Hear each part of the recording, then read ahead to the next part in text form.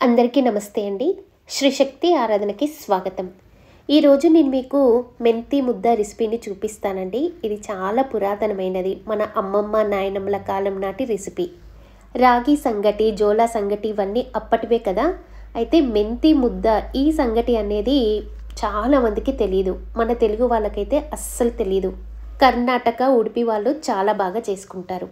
ఈ రెసిపీని చేయడం చూపిస్తూ ఈ ముద్దని ఎవరెవరు తింటే మంచిది, దీనివల్ల బెనిఫిట్స్ ఏమి అనేది మీకు క్లియర్గా వివరిస్తాను. నేను ఇక్కడ గోధుమల్ని 2 కిలోలు తీసుకుంటున్నాను. మినప్పప్పు, పొట్టు మినప్పప్పు బ్లాక్ది 1/2 కిలో, మెంతులు 1/2 కిలో. ఇంకా ముద్ద చేసేటప్పుడు ఉండలు ఉండలుగా చుట్టుకోకుండా ఉండటానికి రైస్ని ఒక 100 కానీ 200 గ్రామ్స్ కానీ తీసుకుంటాము. మాకు ముద్ద చేయడం బాగా వచ్చండి, మేము చాలా ఎక్స్పర్ట్ అంటే కనుక మీరు ఆ రైస్ వేసుకోకుండా పర్వాలేదు. షుగర్ పేషెంట్లు అలా ఉన్న వాళ్ళు ఆ రైస్ని స్కిప్ చేస్తే మరీ మంచిది. అన్నిటినీ కూడా కొంచెం కొంచెం లైట్గా దోరగా వేయించుకుంటాము. ఫస్ట్ గోధుమల్ని వేయించానండి, వేయించి ఆరబెడతాము. అలానే మినపప్పుని కూడా చక్కగా వేయించుకోండి. దీన్ని కొంచెం దోరగా బ్రౌన్ కలర్లో వచ్చేటట్టు చక్కగా వేయించుకోండి. ఈ ముద్దని కర్ణాటకలో మెచ్యూర్డ్ అయిన పిల్లలకి, టీనేజర్స్కి, బాలింతలకి మాత్రం తప్పకుండా పెడతారు. కనీసం వారానికి 2 సార్లైనా వాళ్ళు పెడతారు. లేడీస్కి చాలా హార్మోన్స్ ఇంబ్యాలెన్స్ అవుతూ ఉంటాయి కదా అని వాళ్ళు చిన్న ఏజ్ నుంచి, అంటే రజస్వలమైన ఏజ్ నుంచి చక్కగా వాళ్ళు మెంతుల్ని వాళ్ళ ఆహారంలో భాగంగా చేర్చుకుంటారు. మెంతులు వేయించేటప్పుడు ఇలా కొంచెం పట్టుకుంటే కాలుతుంది అన్నంత వేడిగా వేయించితే చాలు. చాలా వేయించితే అది చేదైపోతుందండి.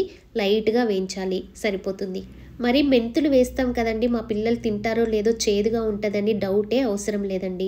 మీరు కంప్లీట్గా రెసిపీని చూడండి. దీన్ని స్వీట్ చేస్తున్నాను ఇప్పుడు. అంటే స్వీట్ అంటే చాలా కొంచెం బెల్లం వేస్తాను. దీన్ని హాట్ కూడా చేస్తారు పిల్లలకి కాబట్టి మనం ఇక్కడ స్వీట్ చూపిస్తున్నాను.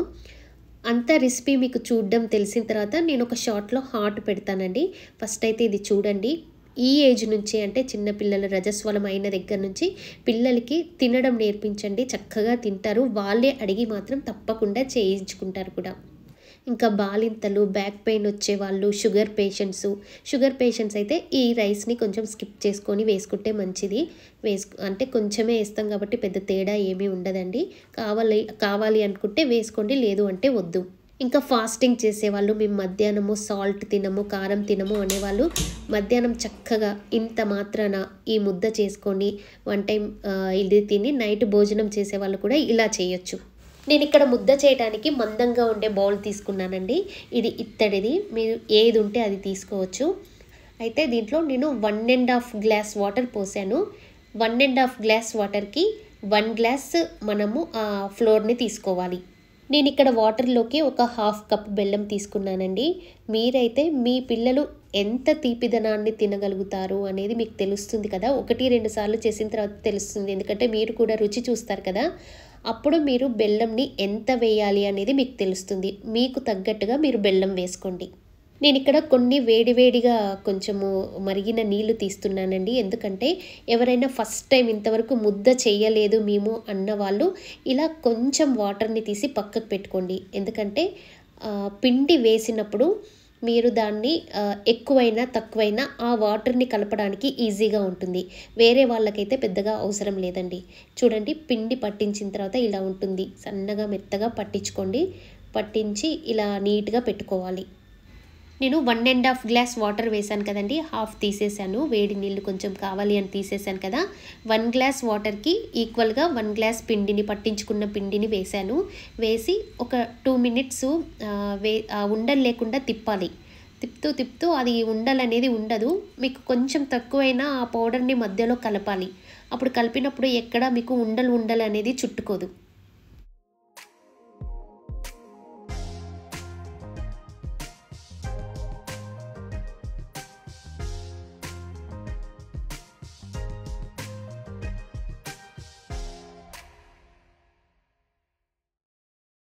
చాకుతో కానీ స్పూన్తో కానీ తిప్పిన కర్రకి ఉన్నదంతా తీసి చక్కగా సిమ్ములో పెట్టుకోవాలి. ఒక 5 నిమిషాలు పెడితే చాలండి, లేదు అంటే ఒక మ్యాక్సిమం 10 నిమిషాలు అంతే. పెట్టేసి ఆ చెక్కని కానీ చాకుని కానీ అప్పుడప్పుడు ఇలా చేయాల్సి వస్తుంది కదా, దాన్ని ఒక వాటర్లో వేసి పెట్టుకోండి. మీకు ఏమైనా ఇట్లా ఉండలు ఉండలు చుడుతుంది అలా మీకు ఏమైనా డౌట్గా అనిపిస్తే మీరు చక్కగా కొంచెం దాంట్లో నెయ్యి వేయండి. ఒకవేళ ఉండలు కట్టకపోయినా నెయ్యి వేస్తే టేస్ట్గా ఉంటుంది, అంటే మెత్తగా వస్తుంది తిప్పేటప్పుడు. మీరు మిగిల్చుకున్న వాటర్ ఉన్నాయి కదా, మీకు చాలా గట్టిగా అనిపిస్తే ఇప్పుడు ఆ వాటర్ని వేయండి. అప్పుడు మెత్తగా స్మూత్గా అయిపోతుంది. ఎలా అంటే మీకు చాలా స్వీట్ తక్కువగా ఉన్న పాలకోవ కాదు, అదేమంటారు, మైసూర్ పాకంలాగా ఉంటుంది.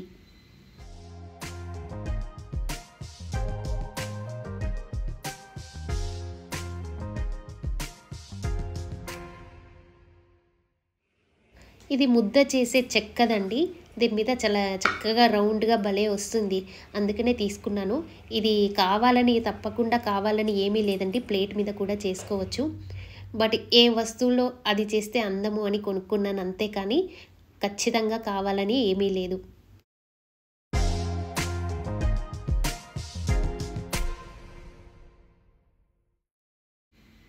10 నిమిషాలు సిమ్లో పెట్టింది అయిపోయిన తర్వాత చక్కగా మూత తీసి ఇలా ఎనుపుకోవాలి. మీరు ముద్దపప్పుని ఎలా ఎనుపుతారో చక్కగా అలా మీ శక్తినంతా ప్రయోగించి ఎనపండి.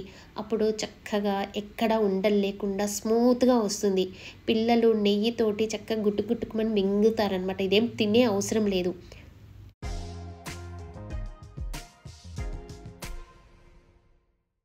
ఇలా ఒక ప్లేట్ తీసుకొని దాని మీద ఫస్ట్ వాటర్ వేసి కొంచెము చేతికి కానీ ప్లేటుకి కానీ అతక్కుండా ఉండేటట్టు కొంచెం నెయ్యిని రాసి దాని మీద ఈ ముద్ద పిండిని వేసి వేడిగానే, అంటే కొంచెం చల్లారిన తర్వాత, మరీ వేడి కాదు, కొంచెం వేడి మీదనే మీరు చక్కగా ముద్దలాగా కట్టాలి. అప్పుడు ఆ వేడితోటే పిల్లలు తిన్నా కూడా చాలా మంచిది.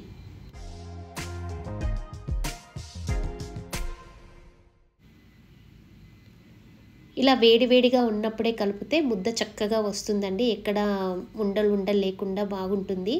వారానికి ఒక్కసారైనా ఇవ్వండి, ఫస్ట్లో ఇచ్చేటప్పుడు. దాని తర్వాత పిల్లలకి స్నాక్స్ లాగైనా ఇవ్వండి, డిన్నర్ లాగైనా, లంచ్ లాగైనా, బ్రేక్ఫాస్ట్ లాగైనా, ఏదైనా వన్ టైం అయినా ఇవ్వండి. పిల్లలు అలవాటు పడిన తర్వాత చాలా చక్కగా తింటారు.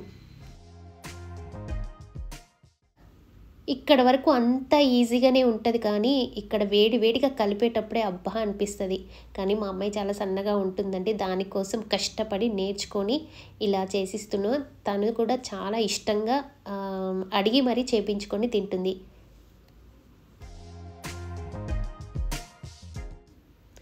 దీంట్లో చక్కగా మధ్యలో చిన్న హోల్ చేసేసి దాంట్లో మంచిగా ఇంట్లో తయారు చేసిన నెయ్యినో, లేకపోతే నందిని నెయ్యినో, ఇంకా ఎన్నో కంపెనీ ఉంటాయి కదా, మంచి నెయ్యిని పిల్లలకి పెట్టండి, చాలా చక్కగా వస్తారు.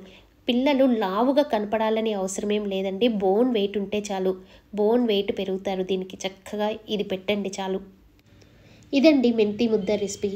అయితే మీరందరూ ఇప్పటి వరకు బాగా ఏమనుకుంటున్నారంటే, సౌజన్య పూజ వీడియోస్ కదా చేసేది, ఇదేం కొత్తగా ఇవన్నీ చేస్తుంది అని అనుకుంటున్నారేమో. కార్తీక మాసం వస్తుంది కదా, ఫాస్టింగ్ ఉండేవాళ్ళు, నక్తాల వాళ్ళు, నక్తము అంటే మధ్యాహ్నం ఒక పూట ఏదైనా తింటారు, దాంట్లో సాల్ట్ కారము లేకుండా తిని నైటు నక్షత్రాలు చూసి భోజనం చేస్తారనమాట. అప్పుడు ఇలాంటివి తినొచ్చు. నేను ఇలానే తింటానండి. మీలో ఎవరైనా నక్తాలు ఉండేవాళ్ళు కానీ, ఇంకా ఎప్పుడు ఫాస్టింగ్ ఉన్నా సరే ఇలాంటిది మధ్యాహ్నం పూట తీసుకొని నైట్ భోజనం చేయొచ్చు అనడానికి ఇలా వీడియో పెట్టాను. ఒకవేళ మీకు ఈ వీడియో నచ్చితే కనుక ఇలాంటి రెసిపీలు మీకు నచ్చితేనే నేను పెడతాను, సరేనా అండి? అలానే మీరందరూ ఆసక్తిగా ఎదురు చూస్తున్న దివాళీ వీడియో కూడా తప్పకుండా పెడతానండి. శ్రీమాత్రే నమః. స్వస్తి.